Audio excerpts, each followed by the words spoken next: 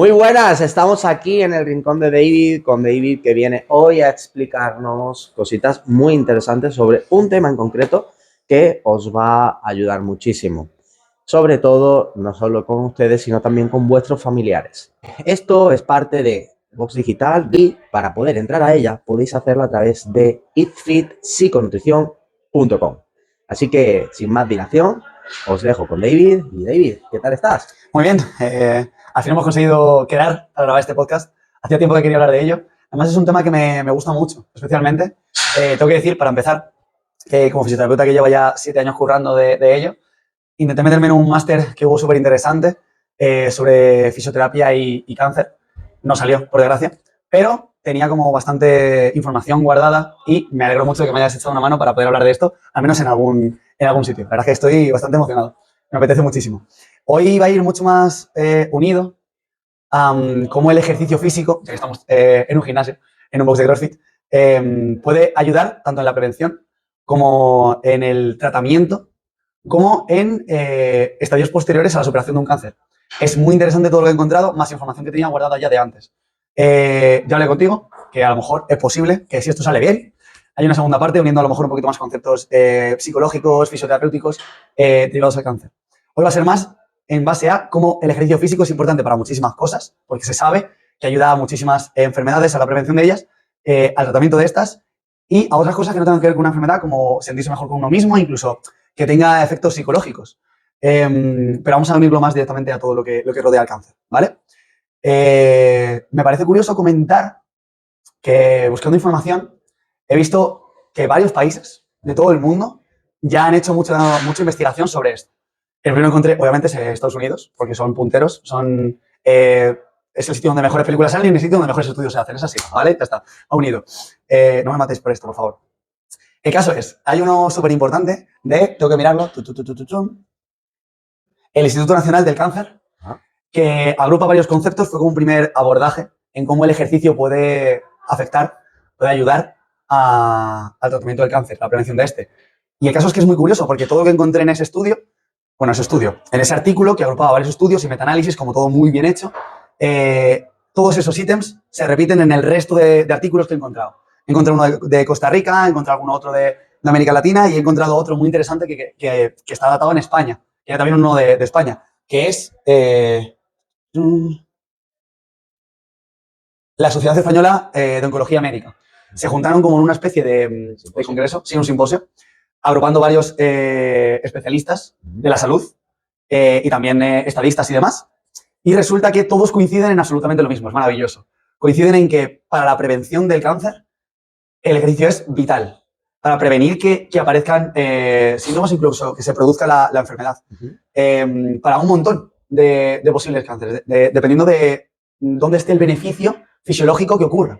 Estuvimos hablando, tú y yo también, que de hecho en la mayoría de artículos se habla que tanto en el cáncer de mama como en el cáncer de próstata, la prevención gracias al ejercicio es vital, desde un 13% a un 21% de menor aparición de cáncer en personas que hacen ejercicio activo. Es maravilloso. Pero además hay otros tipos de cáncer que se ha demostrado que es beneficioso la realización de ejercicio. Si hablamos solo de prevención, he encontrado literatura científica sobre cáncer de colon, cáncer de vejiga, cáncer de estómago, ¿no? Sí. No sé cómo se llama, son las células del estómago. ¿De la física? Sí, eso. Todas esas tienen que ver, tienen un efecto positivo en la realización del ejercicio para la reducción de aparición de síntomas. Es espectacular. Quise meterme un poquito más en eso, porque es muy interesante. Yo dije, vale, sabemos que hacer ejercicio es maravilloso porque nos lo dice todo el mundo. Sin necesidad de buscar literatura científica. Yo me puse tiquismiquis porque soy un cabezón, ya me conoces, y dije, ¿qué está pasando aquí? ¿Por qué sucede esto? ¿Por qué el ejercicio es tan bueno para frenar una enfermedad tan grave que a día de hoy está tan presente en el mundo, ¿no? Ajá. Hay varios efectos en el cuerpo que ocurren con un mantenimiento de ejercicio de manera asidua, ¿vale? Me gustó muchísimo uno en especial, porque al final soy fisio y barro para casa y la cabra tira al monte. Y es que resulta que, no lo sabía, creo que es en el artículo, me parece que el de la Sociedad Española, creo que sí, que habla de que los músculos cuando hacen ejercicio, cuando están trabajando de manera activa, corrígeme que a lo mejor de esto tú sabes más tú que yo, liberan mioquinas. Sí. Las mioquinas son como una célula, ¿no? como una... Más que una célula en sí misma. Es un principio activo, es como una especie de... Sí, es una especie de sustancia. Es una sustancia. Una sustancia química que produce el cuerpo. Ujú. De hecho, la mioquina en sí mismo normalmente suele ser una sustancia incluso de desecho. Ujú. De desecho. Por lo que yo he investigado, esa sustancia de desecho tiene efectos antiinflamatorios. Sí, Antiinflamatorios y también a nivel como de... Tiene un target específico en células cancerosas, cancerígenas. cancerosas. Cancerosas. Voy a volver a decirlo, ¿vale? Es que no sé cómo se decía, creo que era cáncer. Tío, ¿cómo era, tío? Vale. La mioquina, por lo visto, tienen un efecto también en las células cancerosas.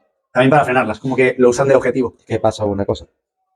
Normalmente el estrés oxidativo se le da mucha importancia últimamente en el sentido de que es malo, que hay que evitarlo, porque si tú evitas el estrés oxidativo no envejece y todo eso. Ujú. Y lo que la gente no entiende es que el estrés oxidativo es una reacción del organismo en la que el organismo intenta adaptarse a una nueva situación y en la que intenta corregir esa situación para hacerse, entre comillas, más fuerte. Ujú. ¿Vale? ¿Qué sucede? Cuando tú no dejas que el estrés oxidativo tenga una compensación con respecto a la sustancia antioxidante, Ujú. normalmente suele existir un desequilibrio. Y en ese desequilibrio se suelen producir muchos problemas. Casi los mismos problemas que si el estrés oxidativo es muy alto. Ujú. Porque tanto uno como el otro es una rotura del equilibrio. Por eso el estrés oxidativo, donde se crean ese tipo de sustancias como la mioquinina, porque es una respuesta muscular del propio músculo a lo que es la intensidad del ejercicio y a la preparación del cuerpo para adaptarlo a esa intensidad futura, Ujú. ¿vale? Si no se produce, termina creando una falsa situación de progreso. Ah, vale. Entonces, por eso es tan importante, aunque sea una sustancia de desecho. No es una sustancia de desecho en sí. Se pone en marcha X Pone en marcha mecanismos.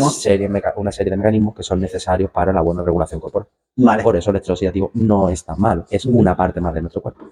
Y es bastante importante para esto en específico, además. Exacto.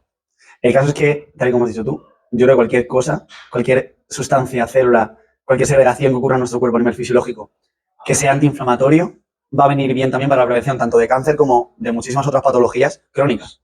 Es lo que yo estaba investigando, más o menos. Entonces, se sabe que el ejercicio es antiinflamatorio.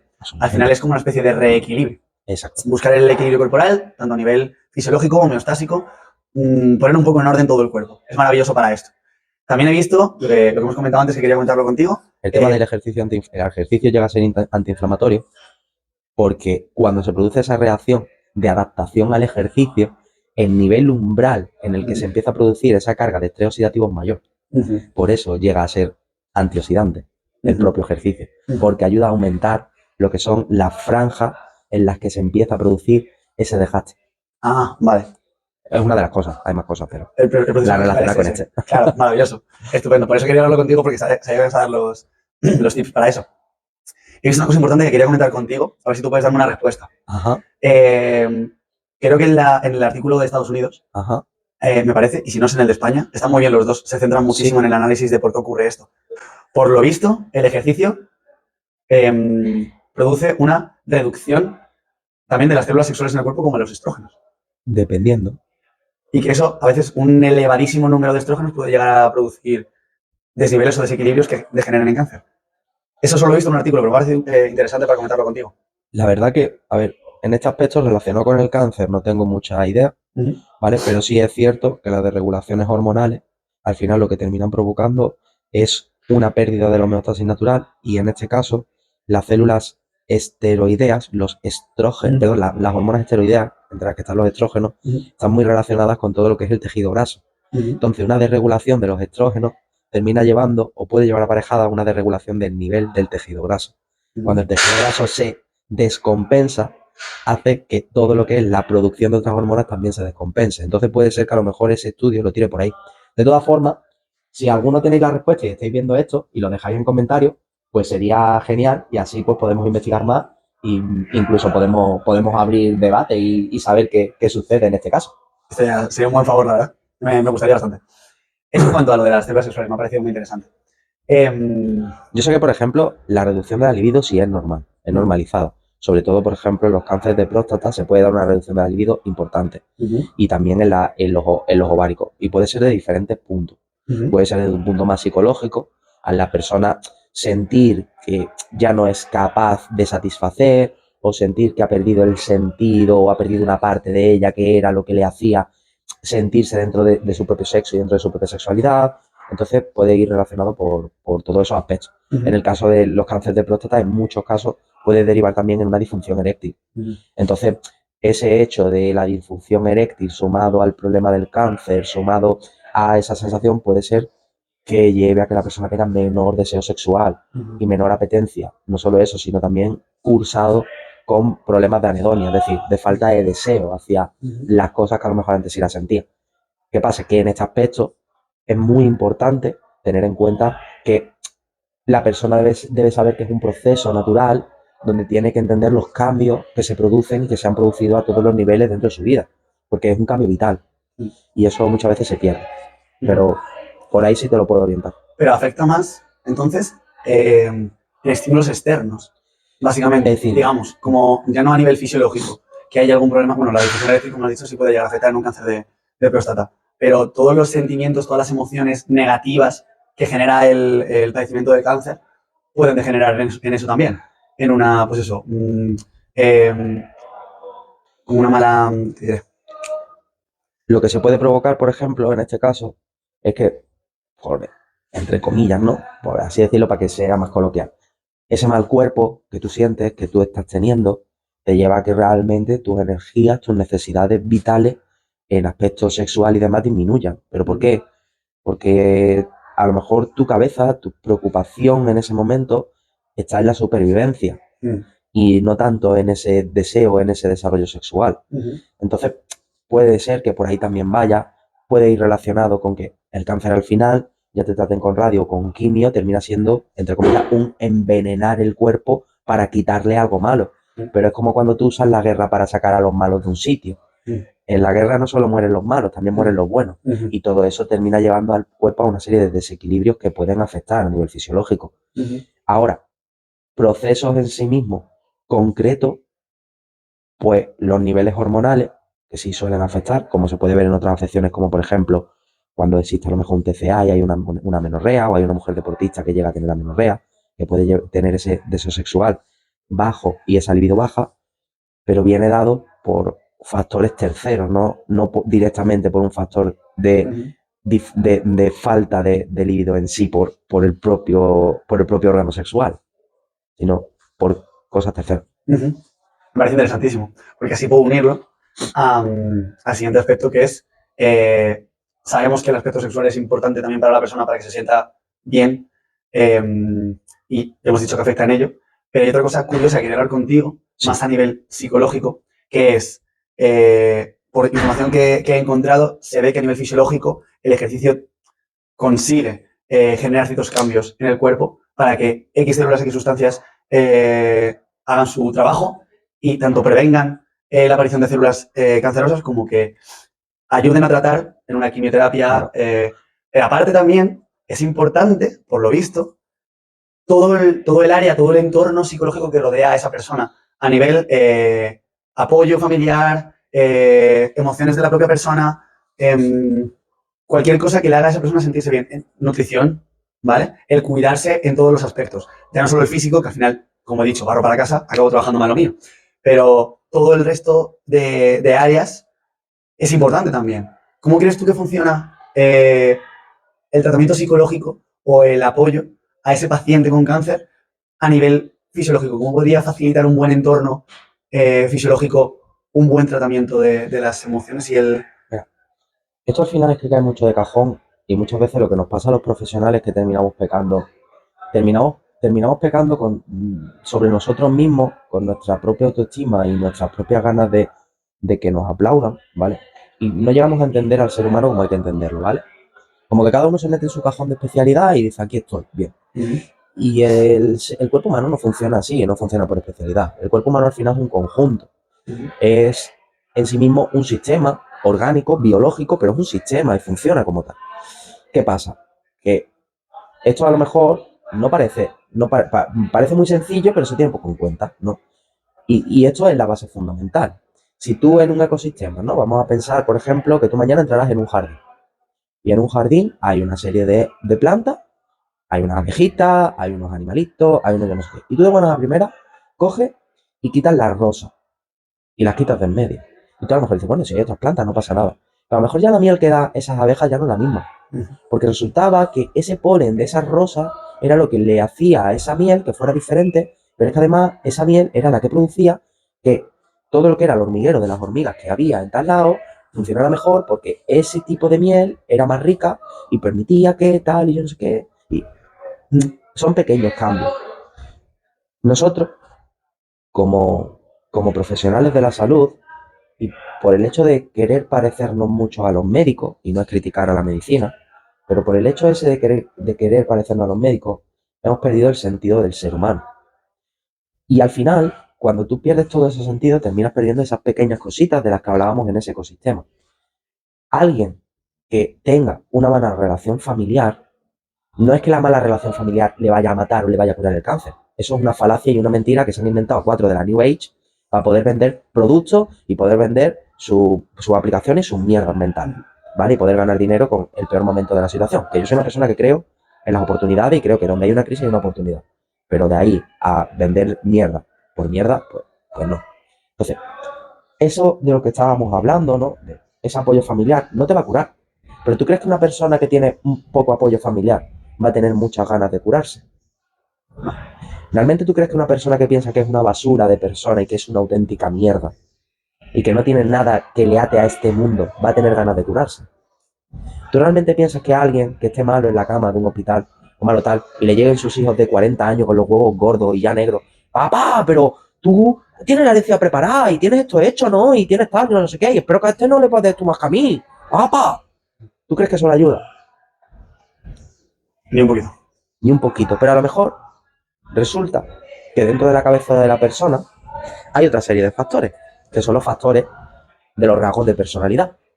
Y resulta que ese hombre que le está diciendo eso a su hijo de papá, que es para pegarle un ladrillazo en la cabeza, ¿vale? Sí. Pero que está así, bueno, tiene su derecho a estar así, a tomar por culo. Cada uno cría a sus hijos como quiere y luego, cuando eres mayor, te das cuenta si has cometido errores o no. Pero bueno, ese hombre, con esos factores de rasgos de personalidad, puede decir, uff, como me muera, esta gente se comen a mi mujer y se pule la herencia en 2 días. Voy a ver a mi mujer sin zapatilla en una residencia de ancianos, rota, en la peor. Porque esta gente no se va a encargar. Pero tiene un efecto incluso positivo. ¿Pero por qué? Por esos rasgos de personalidad.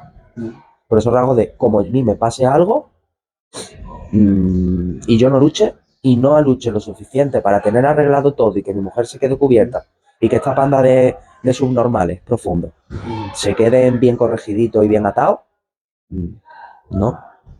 Puede tener ese efecto positivo. Pero imagínate el caso contrario.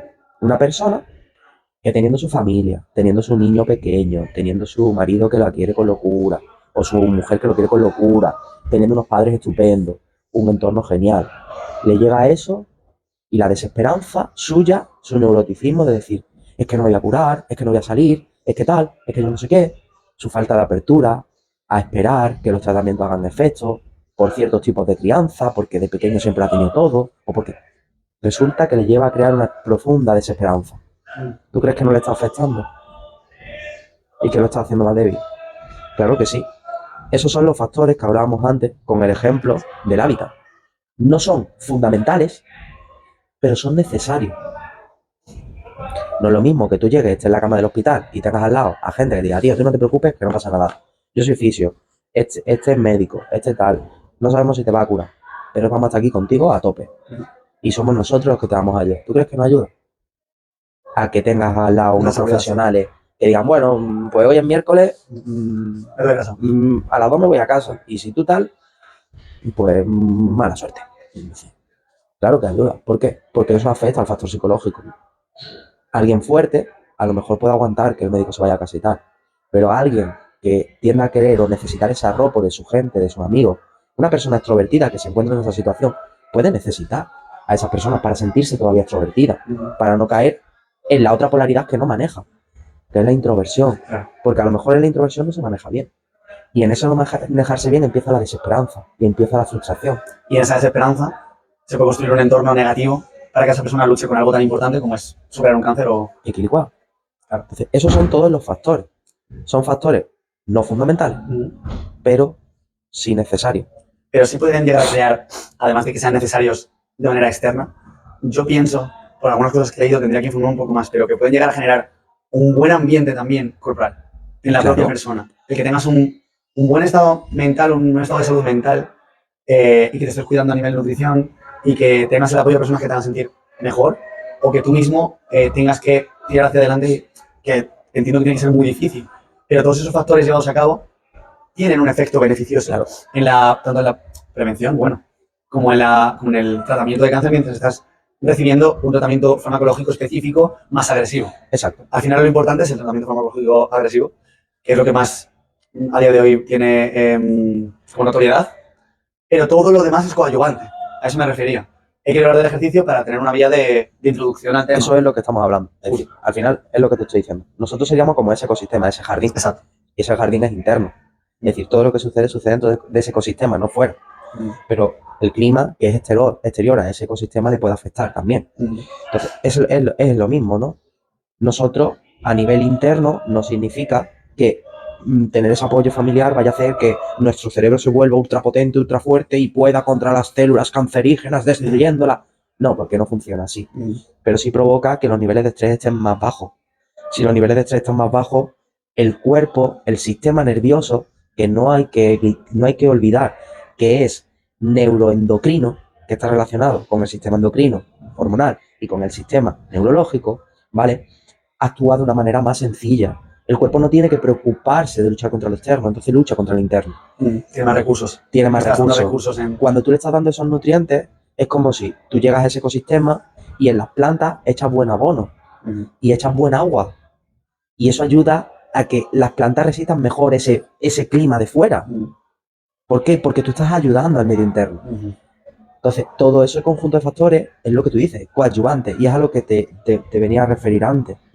Ayuda al sistema interno. No porque sea mágico, ni porque sea una venta de panacea de, te vas a curar, te voy a curar los 7 chakras y 7 chamánicos, no. Es decir, eso tiene un sentido espiritual que ayuda a la mente, que ayuda al ser, que ayuda a la persona.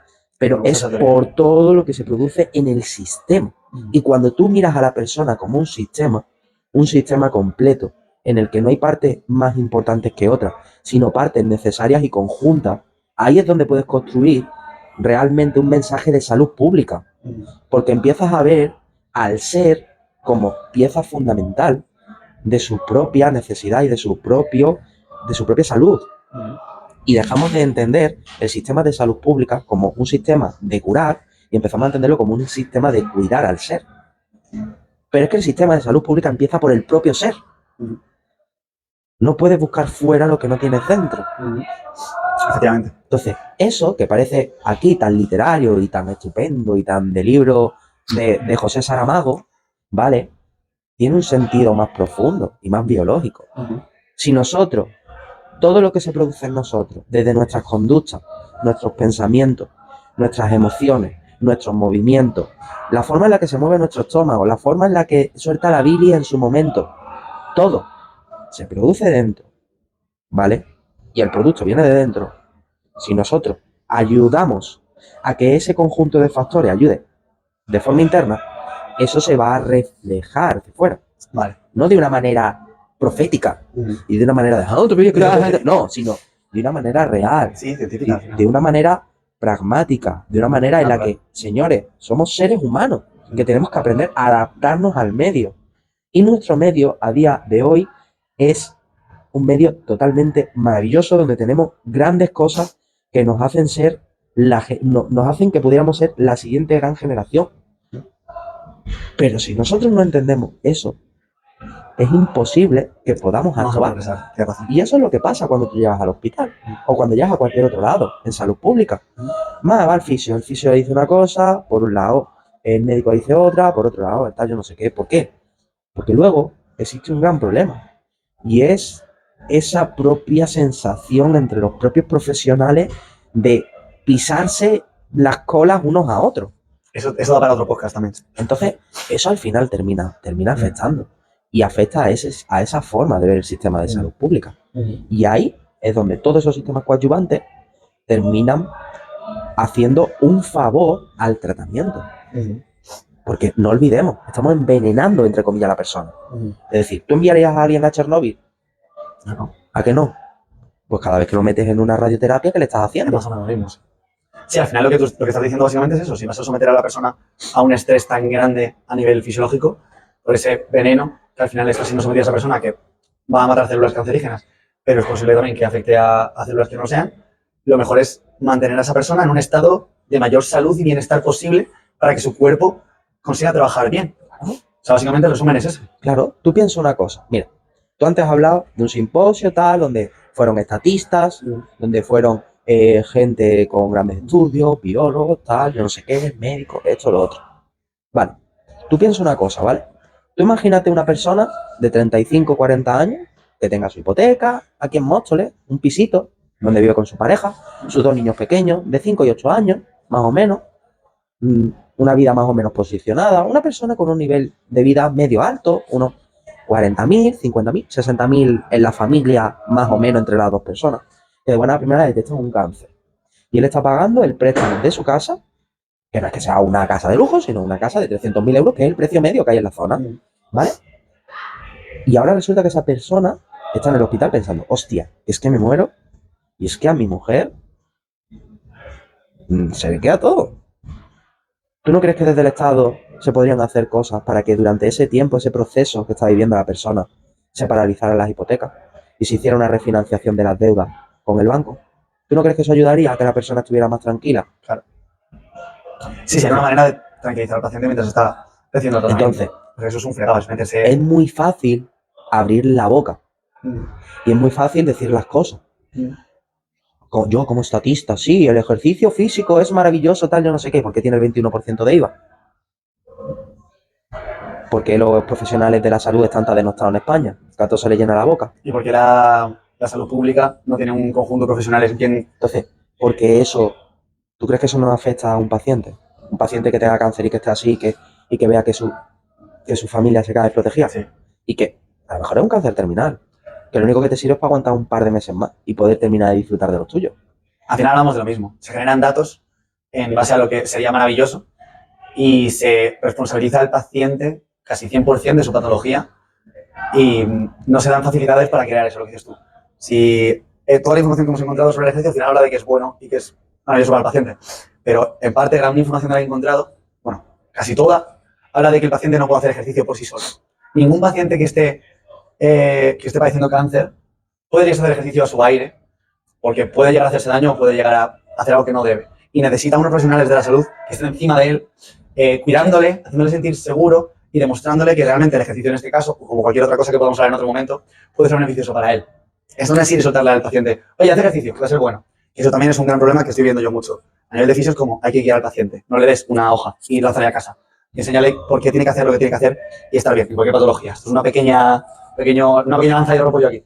Pero sí es cierto que en los pacientes con cáncer se ha demostrado que un ejercicio bien llevado, guiado, monitorizado por un profesional o varios profesionales de la salud, con un nutricionista, con un poco de apoyo psicológico, con un fisioterapeuta que está pendiente de él en el momento que ocurra algo, y de manera asidua, es que es beneficioso y encima, lo mejor de todo, es que no tiene tope.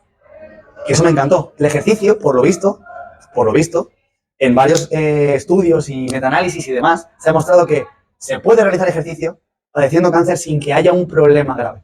No es posible pasarse y generar un efecto rebote. Sobre el cáncer. Sí, lo único que puede suceder es que ya no haya más mejora. Sí, que se llega al periodo que llega cualquier atleta, que llega un momento que llega a su tope, claro, como ocurre en cualquier ejercicio. Pero sobre el cáncer no hay ninguno. No hay ninguno. Lo único que puede suceder es que llegues a un tope de mejora o de coadyuvante, un poquito de ayuda a ese tratamiento farmacológico y se quede ahí, ya está. Entonces eso es maravilloso. ¿Qué pasa? Que hay que llevarlo, como dices tú, con unos profesionales que estén pendientes. A día de hoy es complicado por todo a lo mejor por toda la masificación en los servicios de salud y demás, que eso se lleve a cabo bien. Sería maravilloso e idílico, utópico, que cada paciente tuviese un equipo de profesionales pendientes de él. Quizás sería como el ideal, ¿no? De llegar. Ahora que hablamos de eso. Y ya hablando por otra cosa, muy interesante, por ejemplo, me has contado, Juanfran, me ha encantado. Barriendo un poco para casa otra vez, quise investigar un poquito el efecto de CrossFit o HIIT. En Estados Unidos lo más parecido que he encontrado ha sido HIIT. Sí que hay otra serie de ejercicios que tiene que ver más, pero lo que más evidencia científica ha tenido era el HIIT, ¿vale? Los ejercicios de alta intensidad a intervalos. Tanto el CrossFit, los estudios de CrossFit como los de HIIT, hablan de que un ejercicio de alta intensidad para el paciente que padece de cáncer es muy beneficioso, tanto a nivel de generar beneficios en el propio organismo, como a la pérdida de la obesidad en el caso de que estuviese, que también se ha demostrado que la obesidad es un factor de riesgo muy importante para el cáncer, como incluso estudios que han relacionado tabaquismo con ejercicio. Personas que practican más ejercicio tienen menos tendencia a fumar o incluso a dejar el tabaco, y el tabaco es un fuerte factor de riesgo para el cáncer. Es que además, lo más guay de lo nuestro es que genera una buena adhesión del paciente. Es increíble la adhesión que generan los ejercicios de alta intensidad. Una persona, como has dicho tú, que está padeciendo de cáncer, por regla general, a nivel emocional no se encuentra bien y tiene pensamientos negativos sobre sí mismo y tiene una pérdida de la conciencia corporal y empieza a generar residuo en base a su propia persona a nivel sentimental y no se encuentra bien. Pues por lo visto, la realización de este ejercicio genera en ese paciente, además de un buen sentimiento de pensar que está trabajando, que está haciendo algo por sí mismo, que tiene una mejora a nivel física, que eso también es muy bueno para tener una buena autoestima. Y por supuesto lo que hablamos, una buena adhesión, una buena adherencia. Genera una necesidad o unas ganas del paciente de hacer ejercicio. Si tiene ganas de hacer ejercicio, va a hacer ejercicio, entonces va a ser mucho más fácil que genere una mejoría y una ayuda a ese tratamiento farmacológico. Me parece maravilloso. No sé qué opinas tú sobre esto. Yo es que he querido barrer para casa, por supuesto, porque ya que estamos en la... Al final... Bueno, perdón. Sí, medio segundín. En base a esto, ya que si no se me va a olvidar. Sí, estoy hablando de CrossFit, porque al final es lo que estamos aquí manejando más día a día. Pero yo soy un fiel defensor, tanto de mis pacientes como de los pacientes que tengan cáncer, como de cualquier persona, porque se habla de algunos estudios de cuántos minutos a la semana hay que hacer ejercicio para generar un beneficio, no sé qué, no sé cuánto. A mí eso me parece muy científico, muy riguroso. No me termina de llamar la atención aunque se haya demostrado. Yo soy fiel creyente de que cada persona tiene que encontrar su ejercicio. Hay un deporte que para cada persona va a ser maravilloso y le va a apetecer hacerlo. No tiene por qué ser CrossFit, puede ser atletismo, puede ser boxeo, natación, 20 millones de cosas. Hay que encontrar cada uno lo que quiera, pero lo más importante es que le cree adherencia. Que diga, esto me apetece hacerlo. Quiero ir mañana a dar una vuelta o a nadar o X. Es lo que, al final, yo lo que quiero aportar sobre lo que has dicho es que lo más importante es que se rompa ese ciclo que se está empezando a crear dentro de la cabeza de la persona. Que es muy normal, que es que a cualquiera nos puede pasar. Más ante una situación jodida. Y no pasa nada si lo sientes y te pasa. La cuestión es que cuando no se rompe es cuando llega el tema. Y para que se rompa, tenemos que crear los puntos de conexión con cosas que realmente nos ayuden a romper con ellos. Es decir, si yo qué sé, mañana se descubre que el punto de cruz es buenísimo para las personas que tienen, yo qué sé. Alguien siempre alguno de estos diría, ¿eh? O vamos a poner, ya que estamos hablando de cáncer, yo qué sé. Creo que sí, me puse a personas que tienen problemas de cáncer en la zona prefrontal. Por ponerte un ejemplo.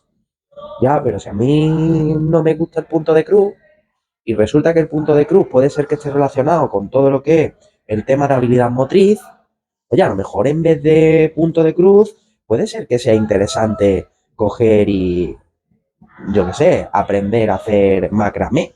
Que no tiene nada que ver con el punto de cruz, pero me ayuda a todo ese conjunto de funciones que se dan desde la parte ejecutiva y desde la parte central, ¿no? Desde el córtex prefrontal.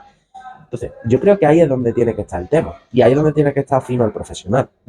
En entender que a lo mejor no es el punto de cruz, sino que es el conjunto de factores, porque el cerebro no entiende si está haciendo punto de cruz o si está dibujando un mandala. El cerebro entiende el conjunto de factores que tiene que darse para que produzca o pueda hacer lo que está haciendo. Sí, genere los caminos cerebrales necesarios para realizar eso. Exacto. Entonces, ahí yo creo que tiene que estar el punto, en buscar aquello que realmente nos guste, ¿no? Y eso es fundamental. Es importante. Porque crea lo que tú has dicho, la adherencia. Y la adherencia es mucho más importante. Yo esto siempre pongo el mismo ejemplo con los deportistas, ¿no? Hay deportistas que son muy buenos y nunca llegan a nada. ¿Por qué? Porque son muy intermitentes, ya sea por lesiones, o por fiestas, o porque son unos balas, o unos perdidos. Y sin embargo hay otros que no eran tan buenos, pero que resultan siendo unos deportistas muy decentes, muy buenos, incluso con mayor reconocimiento deportivo que los otros, ¿no? ¿Y por qué? Porque terminan siendo más constantes, terminan haciendo las cosas paso a paso, van teniendo un crecimiento progresivo, van teniendo un crecimiento sobre la experiencia, sobre la reflexión. Entonces yo creo que eso es muy importante. Y lo que no tenemos que cometer, el gran error que no tenemos que cometer, ni profesionales ni pacientes, es infantilizar a los pacientes. Los pacientes son enfermos, ¿vale? Y suena muy feo decir esta palabra, pero a mí me gusta decirla, porque las cosas son como son. Estás enfermo, vale, estás enfermo, pero no estoy gilipollas, ni he pegado un retraso y me he vuelto como el hombre de Big, que de buena primera pasa de niño a hombre, pero al revés, ni nada de eso. Entonces, no infantilicemos ni victimicemos a la persona, sino ayudémosle a adaptarse. Y propio paciente debe de aprender que todo funciona en él, que los profesionales somos una herramienta de acompañamiento que tiene el conocimiento para poder ayudarle, pero que no somos los que caminamos, no somos los que nos curamos, no somos los que terminamos saliendo de la situación, son ellos. Y eso es muy importante para la autonomía de la persona, que es una de las grandes cosas que estamos perdiendo el ser humano, la autonomía. Y cuando nos empiezan a tratar como si fuéramos gilipollas, pues todo empieza a caer por su propio peso y empieza a ver las mierdas que hay a día de hoy. De hecho, hay dos caminos muy peligrosos ahí, ¿no? O sea, está como el camino de, cuando tratamos al paciente como gilipollas, de que se mosquee y acabe por no confiar en el sistema de salud, hasta el extremo contrario, que es el de derivar toda su dependencia. Absoluta. Total y absoluta. Y es cierto que la dependencia de un paciente es muy lucrativa, porque a ti te ayuda a que el poke se te llene. No es lo mismo tener 100 pacientes fieles, ¿no? Las comunidades estas de las que hablan tanto los influencers y tal, pero en otros aspectos, ¿no? Pues no es lo mismo tener 100 pacientes fieles, que a lo mejor cada mes, pues, o cuando las personas terminan su tratamiento, que le digan, corre, corre, tal, si en algún momento necesitas, que estoy, pero estás preparado y que tú veas cómo avanza. Esa es la buena manera de abordar, realmente. La más moral y realmente la más eficiente para el paciente, enseñarle a tanto pacientes psicológicos como pacientes fisioterapéuticos como cualquier tipo de paciente. Pero a día de hoy, el gran tema, sobre todo desde los medios de comunicación, es que se crea una victimización del enfermo y del paciente. Y no, los pacientes hay que empoderarlos desde un posicionamiento de, oye, vamos a hacer todo lo posible y vamos a hacer todo lo que esté en nuestras manos. ¿Te ha pasado esto? Sí, una putada. Pero bueno, vamos a trabajar, vamos a ver hasta dónde llega. Y si te vas de aquí, de este mundo, te vas con la cabeza alta, con 2 cojones. Y ya está. Y se acabó. Entonces, ahí es donde realmente tenemos que trabajar, con toda la empatía, con toda la fuerza, con todas las ganas, pero desde ese punto. Me gusta ese término, ¿eh? Me gusta mucho el término de empoderar al paciente. Me ha gustado como el darle herramientas, guiarle, enseñarle todo lo que depende, pero también hay que dejarle su camino. Aquí estoy yo para apoyarte lo que necesites, pero esto tienes que lucharlo tú. No solo, pero sí haciéndote responsable también. Claro. Y yo creo que hay. Me parece maravilloso. Pues ya para terminar, resumen rápido de todo porque al final no se me olvidó hablar, me ha gustado mucho todo lo que ha salido aquí, pero lo más importante, no hay que victimizar al paciente, no hay que sobreprotegerlo, es lo más importante. Que un buen entorno alrededor del paciente oncológico es importante, aunque el único tratamiento que se ha demostrado que puede paliar el cáncer hoy es a nivel farmacológico y radioterápico, pero es muy importante y viene muy bien generar un buen entorno en el paciente, tanto él mismo como todo lo que le rodea, y unos buenos cuidados de los profesionales de la salud que rodean a ese paciente. Que el ejercicio, bien llevado, guiado, cuidado, de alta intensidad, pero realmente cualquier ejercicio que pueda generar un buen impacto en el paciente, una buena adherencia, le va a venir bien para muchísimas cosas, tanto para la prevención como durante el tratamiento, como después de la recuperación del cáncer, para recuperar otra vez esa vida. Esos efectos adversos que ha tenido a nivel cardiorrespiratorio, un tratamiento tan heavy como es la quimio y la farma, pues también ayuda para eso. Entonces, ejercicio bien llevado, no victimizar al paciente, no sobreprotegerlo y generar un buen entorno. Yo creo que el cómputo es eso, ¿no? No sé si me escaparía algo. Yo lo veo ahí. Al final es crear un macrosistema que mantenga el sistema en el mejor estado posible. Me parece maravilloso. Ya está. Pues estupendo, entonces. Muchísimas gracias por todo, Juanfran. Me ha parecido maravillosa la charla. Y haremos una de estas bastantes veces. Yo creo que más o menos una vez al mes podemos hacerla. Así que... Maravilloso. Bueno, chicos. Muchas gracias por escuchar y por aguantarnos. Un placer. Ya sabéis, podéis encontrarnos en eatfitpsiconutrición.com. Y lo que necesitéis, desde el botón de habla con nosotros de la web, podéis escribirnos y nos pondremos en contacto con ustedes, podéis escribirnos por WhatsApp, por lo que queráis, ¿vale? Y si queréis aportar algo a lo que ya hemos dicho, ¿estar de acuerdo o no estar de acuerdo? Con educación y respeto. Lo podéis poner en comentarios. Muchísimas gracias. Un abrazo. Chao.